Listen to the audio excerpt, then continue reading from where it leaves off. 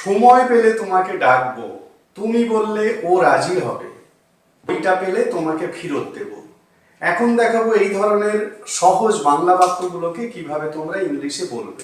এখন বাক্যগুলো খুবই সহজ, তোমরা নিশ্চয়ই পারবে, কিন্তু এখানে যে উদ্দেশ্যে ভিডিওটা করা সেটা আমি তোমাকে আস্তে আস্তে জানাবো। যে বাক্যগুলোর মধ্যে যে একটা শর্ত আছে সেটা তোমরা নিশ্চয়ই বুঝতে পারছো। মানে একটা ঘটনা ঘটলে তবে আর একটা ঘটনা ঘটবে, এরকমই বাক্যগুলোকে মানে আপাতভাবে বাক্যগুলো দেখে তাই মনে হচ্ছে। মানে যদি সময় পাই, ঠিক আছে, তার মানে যদি সময় পাই, সময় পাওয়ার উপর ডিপেন্ড করে আরেকটা ঘটনা ঘটবে যে তোমাকে ডাকবো, ঠিক আছে। ও আসলে মিটিং শুরু করবো, মানে যদি ও আসে, ওর আসার উপর ডিপেন্ড করছে মিটিং শুরু হবে কি হবে না। তার মানে ও আসলে, যদি ও আসে মিটিং শুরু করব। বইটা পেলে তোমাকে ফেরত দেব, যদি বইটা পাই ফেরত দেব, এবং যদি তুমি বলো ও রাজি হবে। বোঝা গেল? তোমরা নিশ্চয়ই এইভাবে ভাবছো। এখন যদি দিয়ে বাক্যটাকে যদি বলো, অর্থাৎ শর্ত দিয়ে বাক্যটাকে যদি বলো, তাহলে কিন্তু ঘটনাটা ঘটার ব্যাপারে তুমি যে নিশ্চিত নও, মানে ঘটনাটা যে ঘটবে না বা ঘটনাটা নিশ্চিত নয়। কোন ঘটনাটা নিশ্চিত নয়? পরের যে ঘটনাটা, মানে তোমাকে ডাকবো, মিটিং শুরু করব, তোমাকে ফেরত দেব বা ও রাজি হবে, এই ঘটনাটা কিন্তু নিশ্চিত থাকে না। কখন? যদি তোমরা যদি দিয়ে সেন্টেন্সটাকে বলো, মানে শর্ত দিয়ে যদি সেন্টেন্সটাকে বলো, তাহলে পরের যে ঘটনা সেই ঘটনাটা ঘটার ব্যাপারে নিশ্চয়তা থাকে না, ঠিক আছে। এখন ধরো তুমি এটাকে নিশ্চয়তা দিয়ে বলতে চাইছো, মানে নিশ্চিতভাবে ঘটবে এরকম ভাবে, এরকম মানসিকতা নিয়ে বলছো যে সময় পেলে তোমাকে ডাকবো, মানে আমি সময় পেলে তোমাকে ডাকবো নিশ্চয়ই, ঠিক আছে। এরকম ভাবে যদি ভাবো প্রত্যেকটা বাক্যকে, তাহলে কিন্তু ইফ দিয়ে সেন্টেন্সগুলো করা যাবে না। আমি এটাই তোমাদের শেখাতে চাইছি। তার মানে তোমাদের যেটা জানতে হবে সেটা হলো শর্ত। শর্ত বোঝাতে আমরা কি ইউজ করি? ইফ। একেবারে সহজ একটা কনজাংশন ইফ। এই ইফ মানে হচ্ছে আনসার্টেন, মানে পরের যে ঘটনাটা সেটা অনিশ্চিত থাকে, ঠিক আছে। পরের যে ঘটনাটা ঘটার ব্যাপারে সেটা অনিশ্চিত থাকে। বোঝা গেল? কোন ঘটনাটা? না এই ডাকার ঘটনাটা, এই যে ডাকা শুরু করা, এইগুলো অনিশ্চিত থাকে যদি তোমরা ইফ দিয়ে বলো। তার মানে if I have time I will call you, if he comes the meeting will start, but we shall start meeting. If he comes,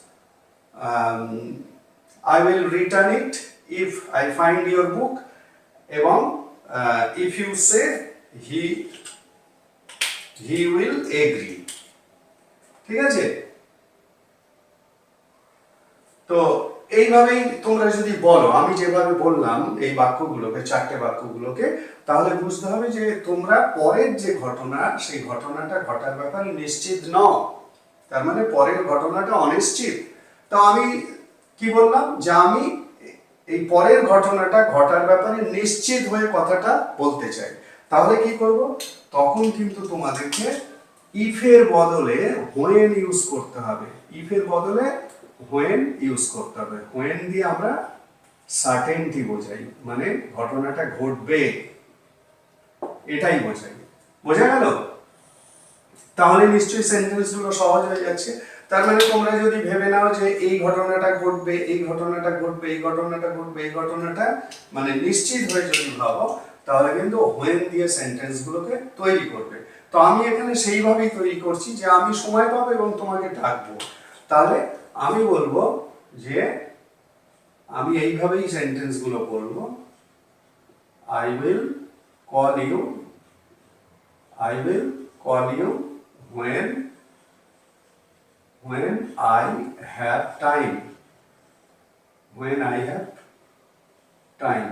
আমার সময় পেলেই, আমি সময় পেলেই তোমাকে ডাকবো, এটা নিশ্চিত, তাই আমি when ইউজ করছি। আর যদি আমি অনিশ্চিত হই তাহলে if ইউজ করবো, I will call you if I have time, ঠিক আছে। বোঝা গেল? একইভাবে ও আসলে মিটিং শুরু করবো, তাহলে we will start meeting the meeting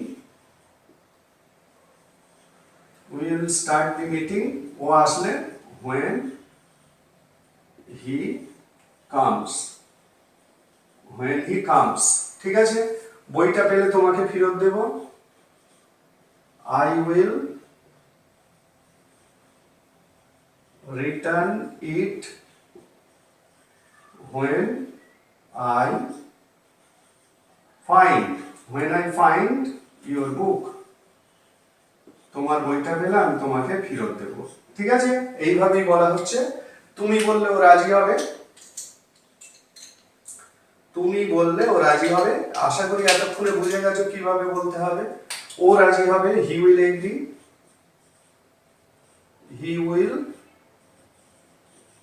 agri.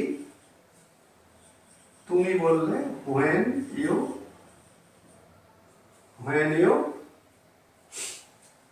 তুমি বললে ask him। ঠিক আছে? এইভাবে বলবে।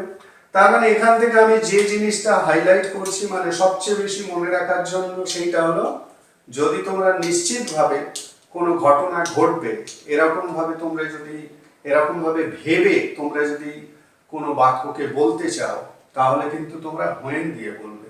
আর যদি তোমরা পরের কোনো ঘটনা ঘটার ব্যাপারে অনিশ্চিত থাকো, তাহলে তোমরা